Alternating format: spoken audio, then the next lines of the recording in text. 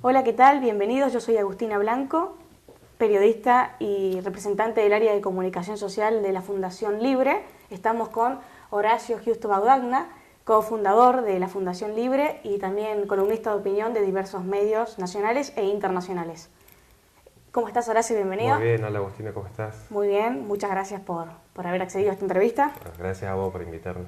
Bueno, el día de hoy tenemos pensado conversar un poquito del marxismo y de la Iglesia Católica. Un tema medio álgido. Sí, y has escrito una columna hace poco y has tenido bastantes críticas al respecto, por eso es interesante conversar un poquito sobre esto. Sí, un tema que es interesante abordar.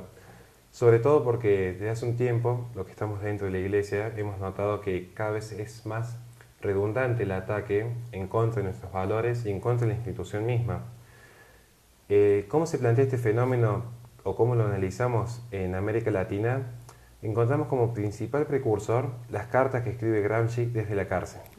En una de sus últimas cartas, él plantea todo lo que era el movimiento, lo que particularmente después se transforma en el neomarxismo, lo que termina siendo el marxismo cultural.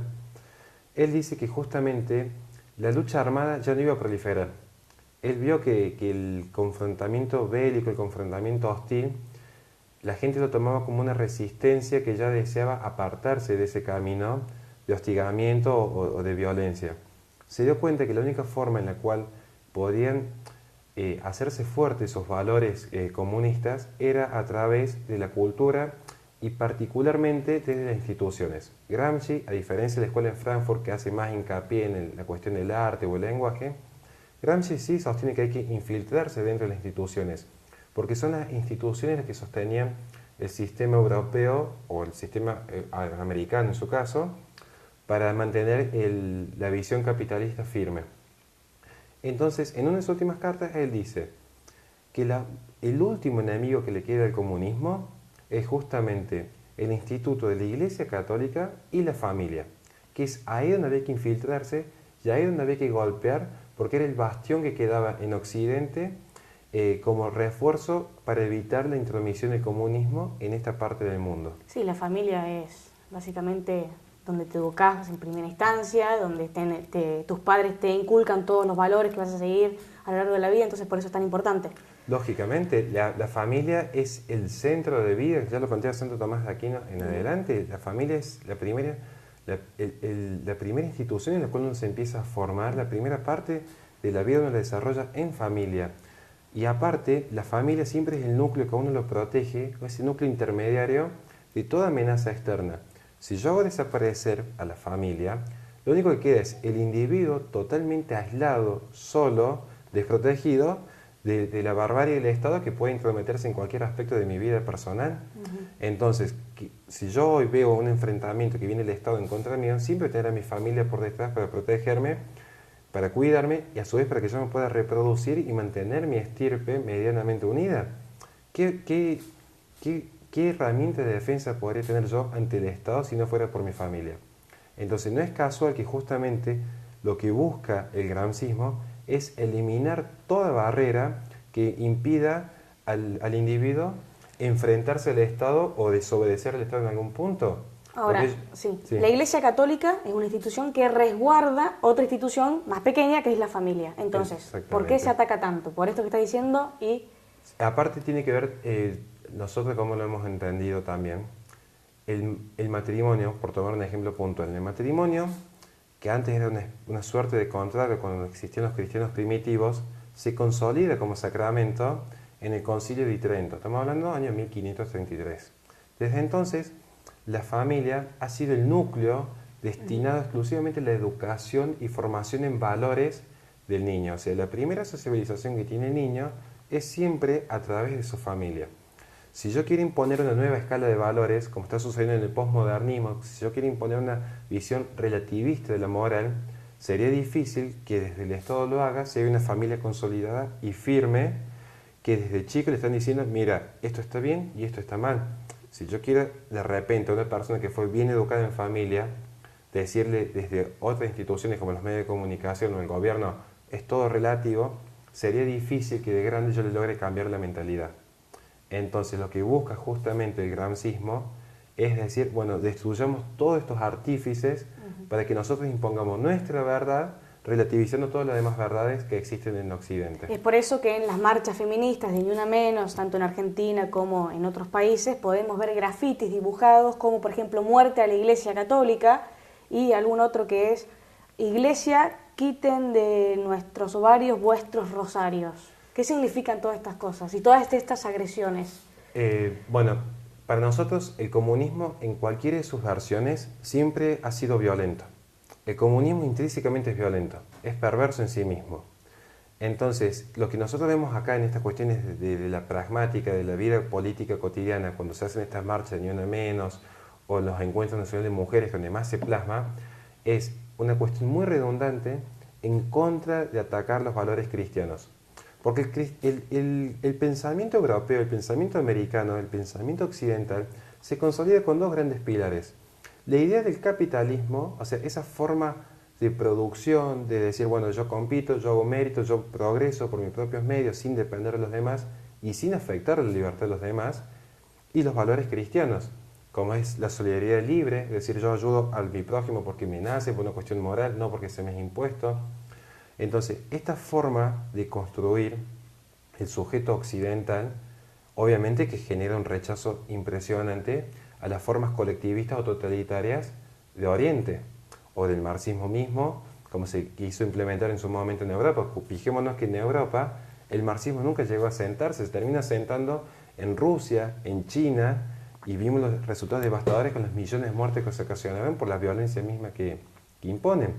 Ver una marcha de las feministas hoy, en el siglo XXI, es ver plasmado la forma en la que estas nuevas corrientes marxistas buscan amedrentar a cualquier sujeto que tenga una independencia de pensamiento. Ellos dicen, la Iglesia nos quiere imponer a nosotros nuestros valores, lo cual es falaz. La Iglesia no impone, la Iglesia te invita con un discurso de amor y libertad. Sí.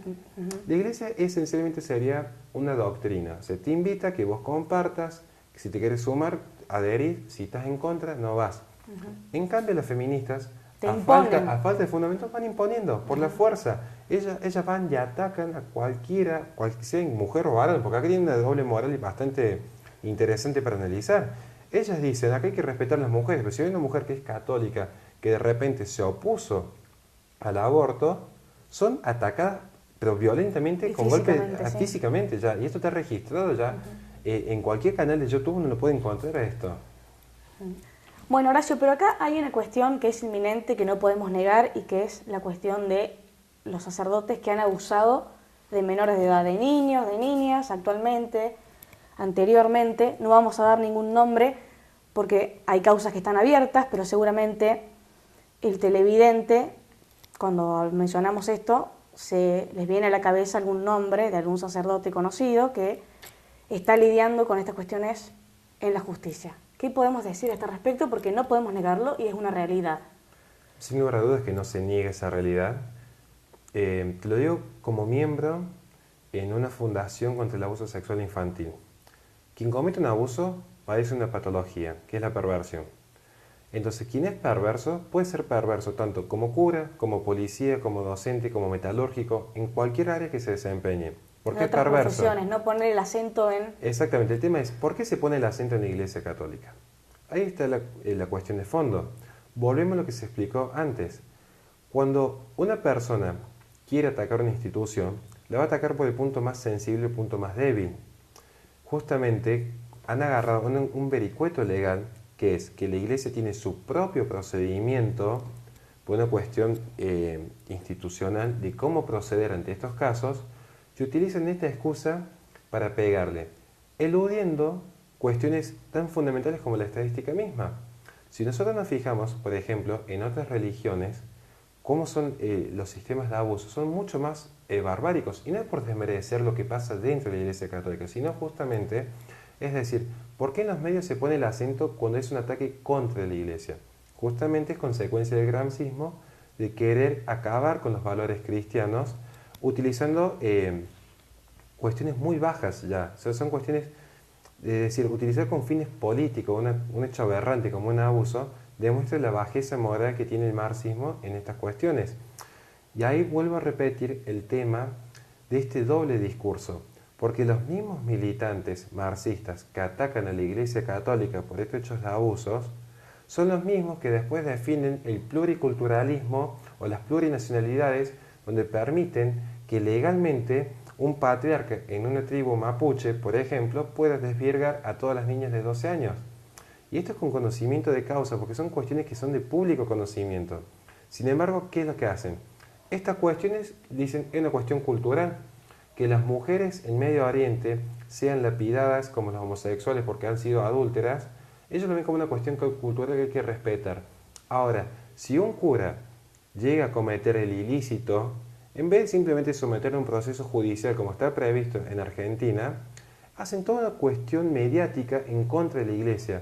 Entonces, ellos relativizan la cultura de Occidente, pero siempre favoreciendo las culturas totalitarias, como pasa con las cuestiones del indigenismo o con el Medio Oriente. Perfecto, entonces, ¿cuál es la postura que tenemos que tomar los católicos para hacerle frente a este discurso del odio, a este discurso controversial y en este cambio de época y época de cambio?